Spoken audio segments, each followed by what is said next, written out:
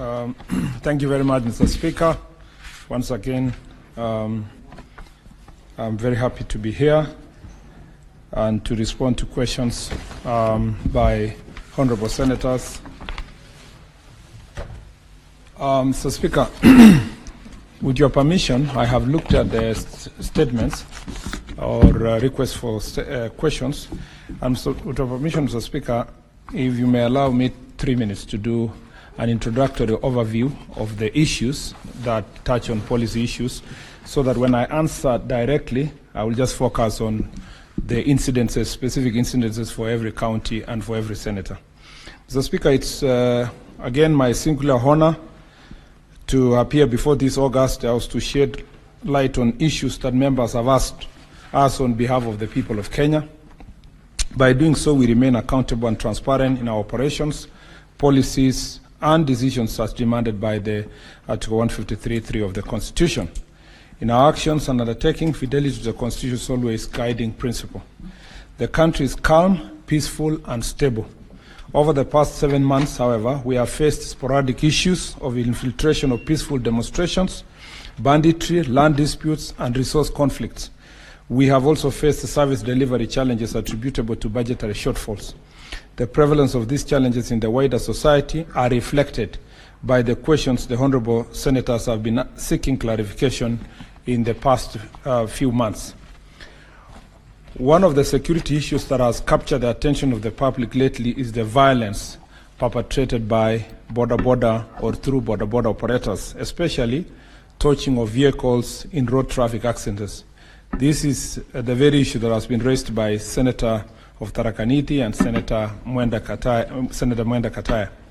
Mr. Speaker, as you may be aware, we have just returned from our 47 counties tour under the Jukwaa la Usalama banner, where we engage members of the public and security stakeholders on security issues and service delivery challenges at the grassroots.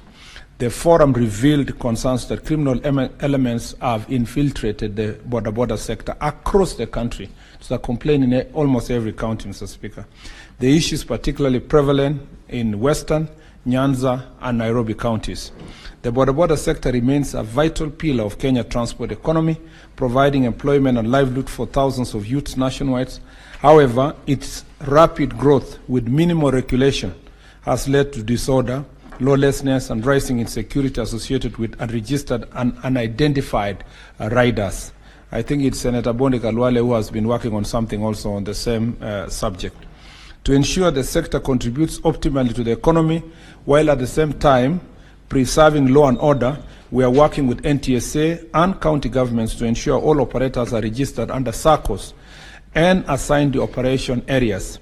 The leadership of the SACCO will in return enforce discipline and report rogue operators to the authorities.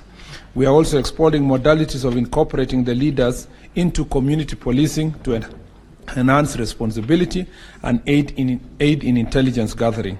Criminal elements who masquerade as border operators will be prosecuted to protect and they call it discipline in quotes, but military and livestock theft across the north are coexisting peacefully. And in Crimon in Laikipia County will further enhance the fight against the banditry, cattle rustling, and illegal arms movement in Samburu, Baringo, and Laikipia counties. These gains were realized through intelligence-led, targeted operations and close coordination among security agencies. Building on this development, we have entered a new phase focused on rehabilitation. In July 2025, I extended an olive branch for voluntary surrender of illegal firearms, leading to the recovery of 600 weapons and the surrender of several notorious bandits. The minister has also initiated empowerment and reintegration program for the reformed bandits, offering education, skills training, and alternative livelihoods to them. This approach, coupled with development projects spearheaded by the government of President William, offering education, skills training, and alternative livelihoods to them. This approach, coupled with development projects spearheaded by the government of President William Ruto, is transforming the North Rift and ensuring we are on the path to lasting peace and prosperity. In the Upper Eastern, the northern part of the Meru County, especially Igembe North, Mutwati, Igembe Central, Tigania East, Tigania West, Buru East, and Buru West sub-counties, they have had a long time experience